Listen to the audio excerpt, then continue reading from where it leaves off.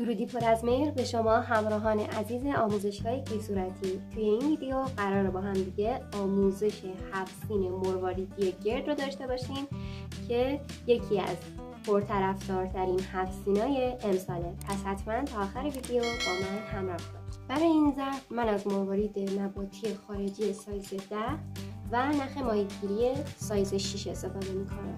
شما اگر خواستید که ظرفتون کوچکتر باشه میتونید از مروارید خارجی سایز 8 استفاده. برای شروع ما 6 مهره رو داخل یه سر از نخمون میندازیم.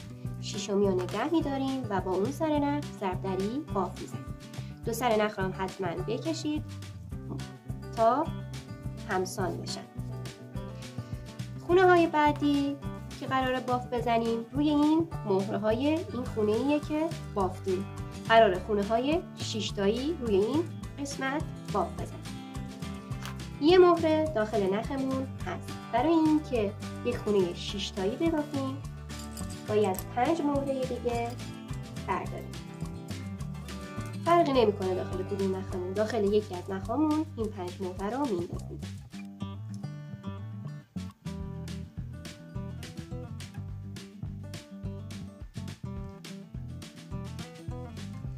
پنجمی رو با اون سر نخ ضربدری باف میزنیم. اولین خونه بعدیمون بافته شد. حالا نخی که روی مهره هاست رو از مهره کناری عبور میدیم. الان ما 2 مهره داخل نخمون داریم و برای اینکه 6 تایی بشه به 4 مهره دیگه نیاز داریم.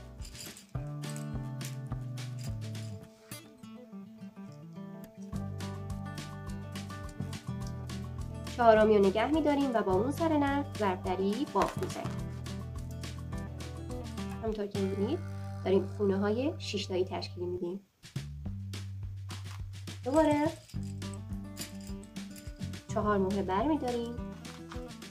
نخی که رو مهره هاست رو از مهره کناریش عبور میدیم و داخل نخ بالا 4 مهره میندازیم. چهارمی رو نگه میداریم و با اون سر نخ ضربدری باف میزنیم.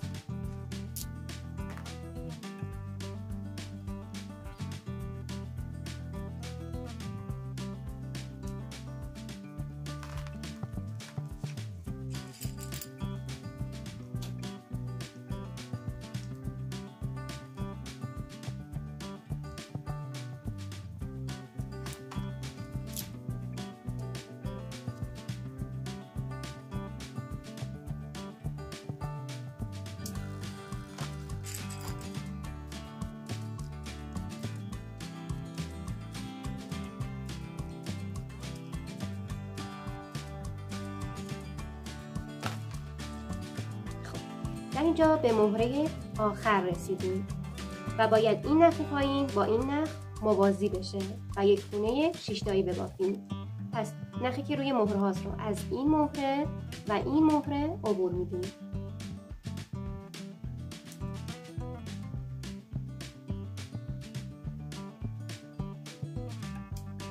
حالا نخامون موازی با هم دیگه و داخل نخمون 1 2 3 مهره است و برای اینکه 6 تایی بشه به 3 مهره دیگه نیاز داریم.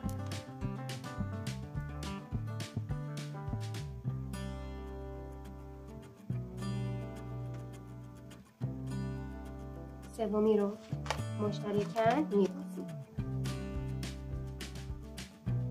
تا اینجا به این شکل در این مرحله که رسیدیم بافتای 5 تایی 6 تایی قراره بزنیم، یعنی خونه 5 تایی یا خونه 6 تایی.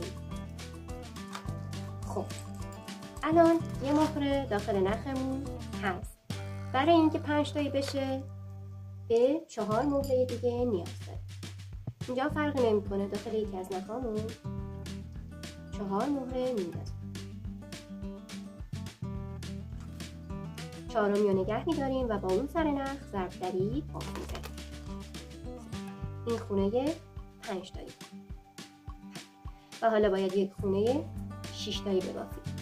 نخی که روی مهره هاست رو از این مهره و این مهره عبور میدیم، یعنی از 2 مهره.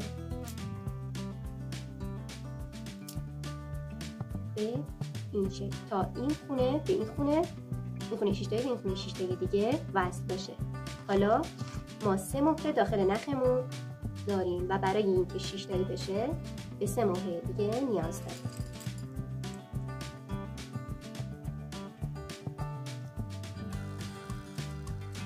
سومی رو نگه می‌داریم و با اون سر نخ ضرب‌دری باز.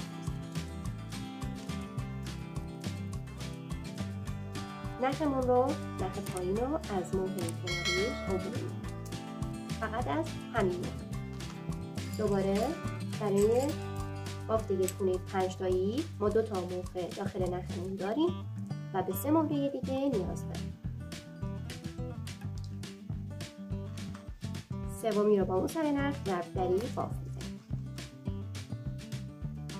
اینجا دوباره می‌خوایم یک خونه 6 تایی ببافیم و این خونه 6 تایی رو به این خونه وصل کنیم. نخ پایینمون رو از این مهره و مهره خونه 6 تایی کناری عبور می‌دیم. دوباره 3 تا مهره داخل نخمون داریم و با 3 تای دیگه باید یک خونه 6 تایی ببافیم.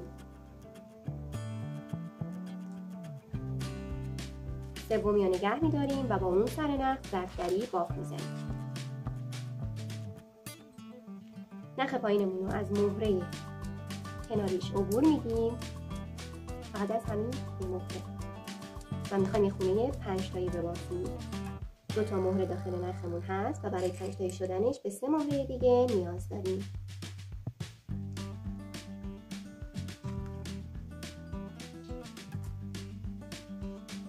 خب همونطور که میبینید یه خونه 5 تایی، یه خونه 6 تایی، یه 5 تایی، یه 6 تایی، یه 5 تایی، یه 6 تایی و تا آخر به همین طریق بافت میزنیم. اینجا نخ من کوتاه شده و دیگه نمیتونم ببافم و باید نخ جدید بردارم. پس نخ‌ها رو برمیگردونیم به عقب.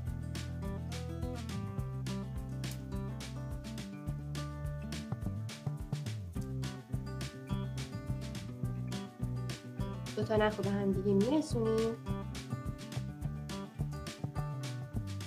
و یک بافت گرهی میزنیم.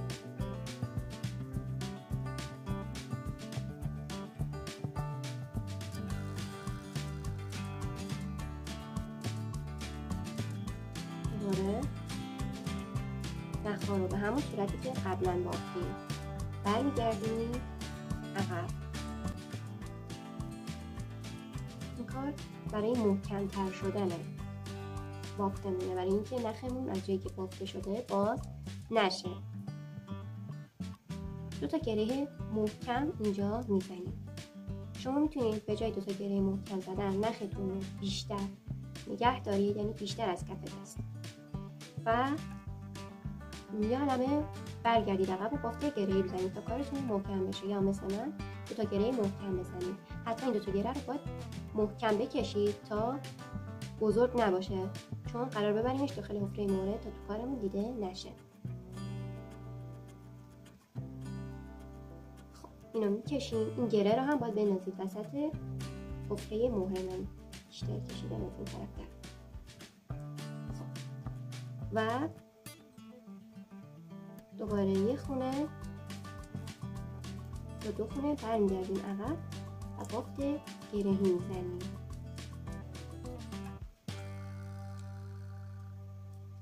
این گره به وجود اومده از بافت گرهی رو هم وسط حفره مهره بندازیم. اگه کشیده شد بیرون نیاد.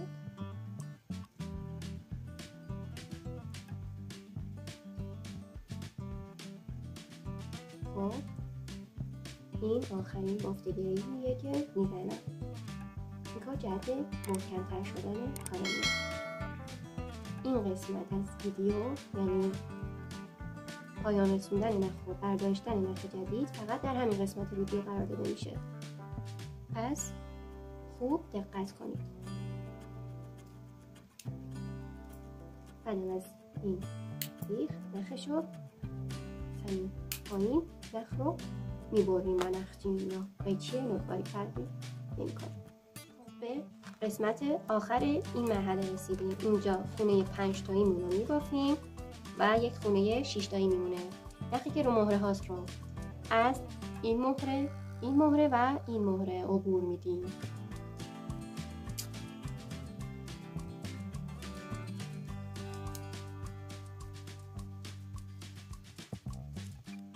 الان داخل نخ ما 4 مهره است و برای اینکه این 6 تایی بشه فقط به 2 مهره نیاز داریم. اینجا فرقی نمیکنه، داخل یکی از نخامون 2 تا مهره رو میندازیم و با اون سر نخ ضربدری بافت میزنیم. تا اینجا به این شکل در اومده بافت ما. حالا میخوایم دور تا دور بافتمون رو بافتای 4 تایی بزنیم. داخل نخمون 1 مهره هست و برای 4 تایی شدنش به 3 مهره دیگه نیاز داریم. 3 مهره رو داخل یکی از نخامون میندازیم و با اون سر نخ سومی رو مشترکاً بافت میزنیم. نخ پایین رو از مهره خونه کناری عبور میدیم و حالا داخل نخمون 2 مهره هست و برای 4 تایی شدن فقط به 2 مهره دیگه نیاز داریم. دومی رو مشترکاً بافت میزنیم. نخ از مهره کناری عبور میدیم. 2 مهره داخل نخ بالا میندازیم و مشترکاً میبافیم. دوباره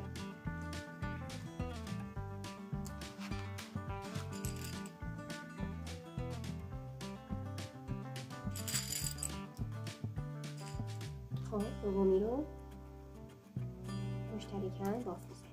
آخر که به این قسمتی که شروع کردیم برسیم، ما همین مرحله رو، همین روش رو انجام میدیم. نخ پایین از مهره کناری عبور میکنیم، 2 تا مهره داخل نخ بالا میندازیم، دومی رو مشترکاً بافت میزنیم.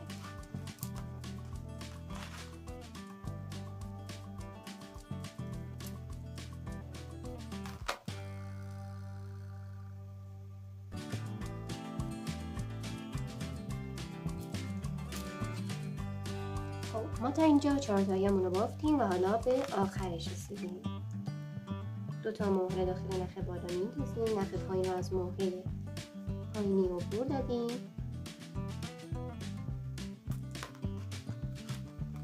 حالا خونه آخری نخ پایین رو از این مهره و مهره روبروی مهره‌ای که ازش نخ رد شده عبور میدیم.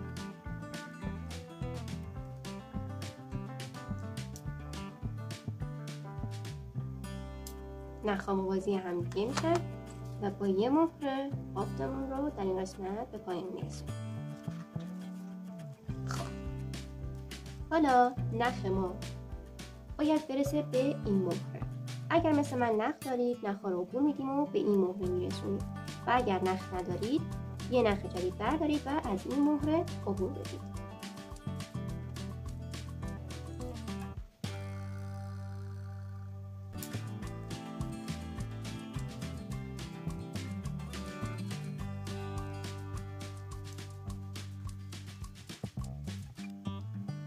برخلاف جهت هم دیگه نخ‌ها رو عبور میدیم.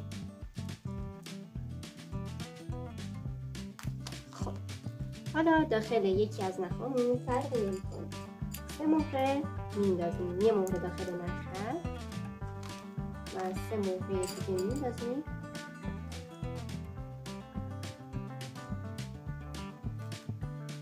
و با اون سر نخ ضربدری بافت میزنیم.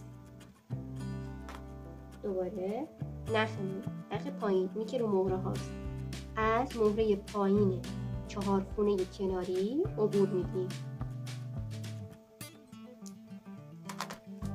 و 2 مهره میندازیم. داریم اینجا هم خونه های 4 تایی تشکیل میدیم. 2 مهره داخل نخمون هست، با 2 مهره دیگه خونه 4 تایی رو تشکیل میشه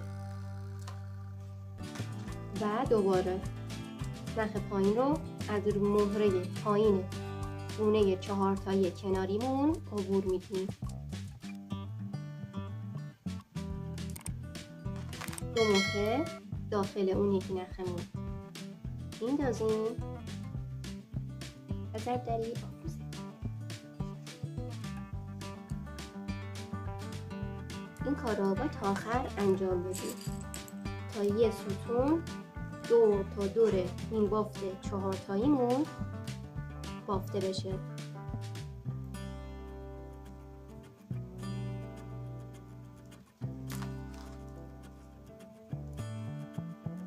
از مهره پایینش عبور میدیم.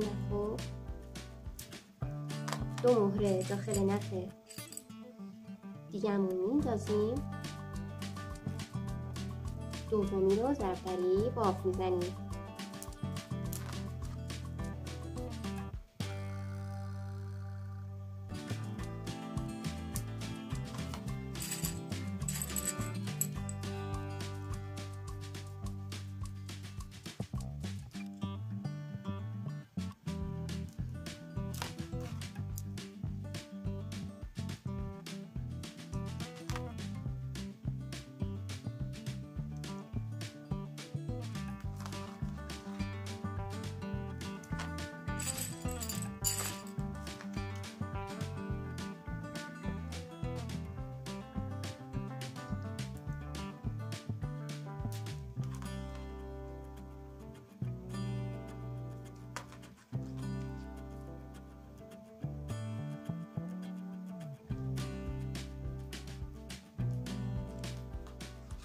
تا آخر به همین روش ادامه میدیم تا برسیم به این قسمت. خب تا اینجا بافتیم و حالا میخوام این قسمت رو بهتون نشون بدم. نخ رو از مهره پایین عبور دادیم، داخل نخ بالا 2 مهره انداختیم و اینجا باید نخمون رو از این مهره و این مهره عبور بدیم.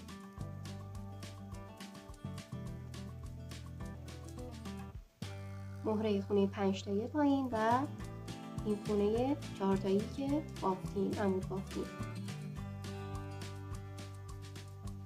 داخل نخمون 3 مهره هست و برای اینکه 4 تایی بشه فقط به یه دونه مهره دیگه نیاز داریم.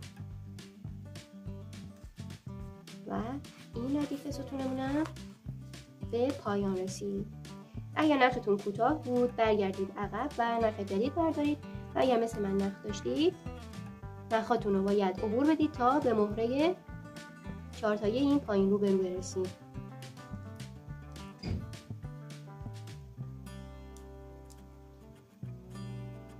این مهره کف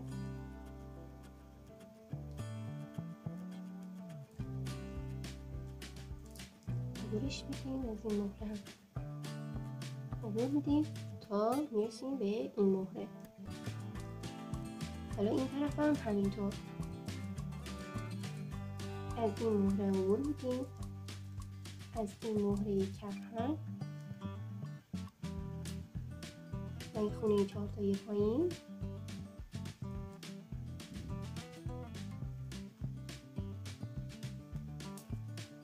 و برخلاف جهت اون یکی نخمون اینطوری میرسیم به این سمت.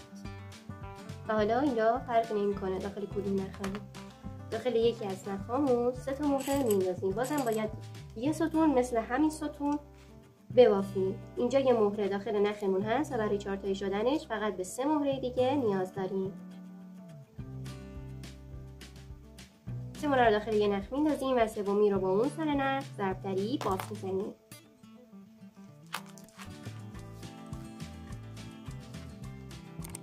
نخ پایینمون از مهره خونه کناری عبور میدیم، داخل نخ بالامون 2 مهره میندازیم و دومی رو مشترکاً بافت میزنیم. دوباره این نخ از مهره کناری خونه کناری عبور میدیم، 2 تا مهره داخل نخ بالامون میندازیم، دومی رو مشترکاً بافت میزنیم.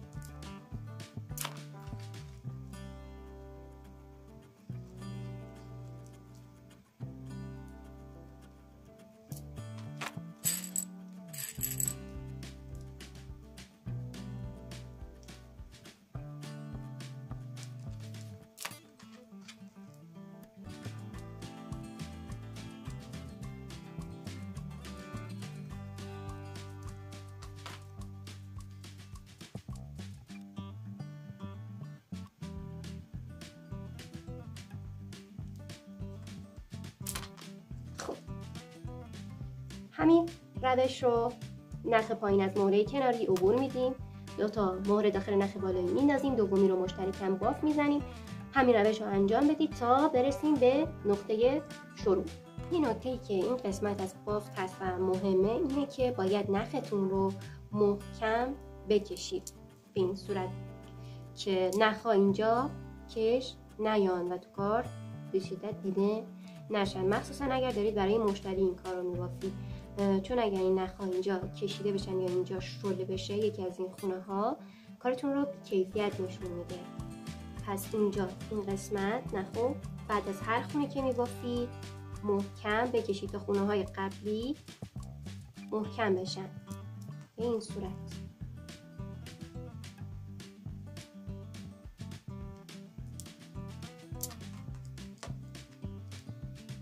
خونه های قبلی رو نذارید شل بشن. اینجا به خاطر این برآمدگی یکم به بیرونه و هر سری هر تیکری که میبافید بدید به داخل مثل اینجا. پس محکم ببافید تا شل نشه. خب ما تا اینجا بافتیم و 2 تا ردیفمون برای زدن این ستون کامل شده. خب برای اینکه این 2 تا ستون و 2 تا ردیف رو به هم دیگه وصل کنیم یه مهره داخل نخمون، ببینید اینجا سمت بیرونه، این به سمت داخله، به نخی که به سمت داخله یه مهره میندازیم. این نخ رو همین که داخلش مهره رو انداختیم از مهره ردیف داخل عبور میدیم.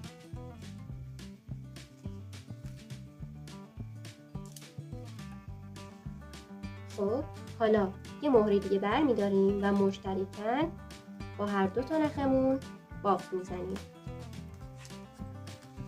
این صورت.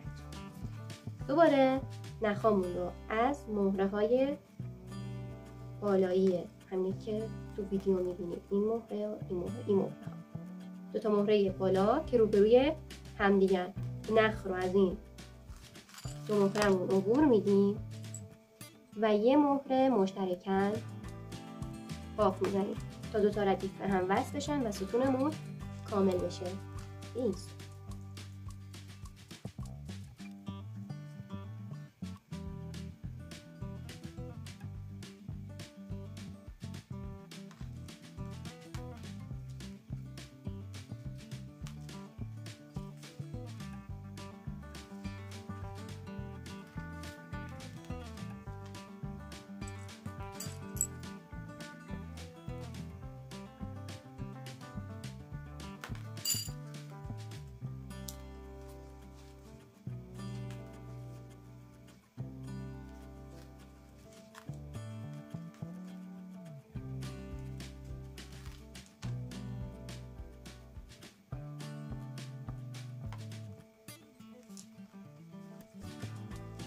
اینجا نخ رو محکم بکشید تا آخر. ما به همین روش بافت میزنیم تا برسیم به نقطه شروع. این نخ رو از این مهره، نخ روبرویش رو از مهره روبروش عبور میدیم، یه مهره بر میداریم و مشترکاً بافت میزنیم این شکل. خب به قسمت پایانی کار رسیدیم و تمام.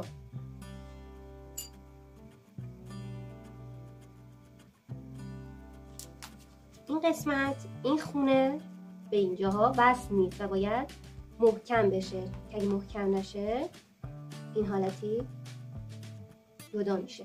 پس نخمون رو از این مهره، این نخ از این مهره عبور میدیم تا به یک جا برسن. نخ رو به یک جا میرسونیم و بافت گرهی میزنیم تا این خونه هم محکم بشه.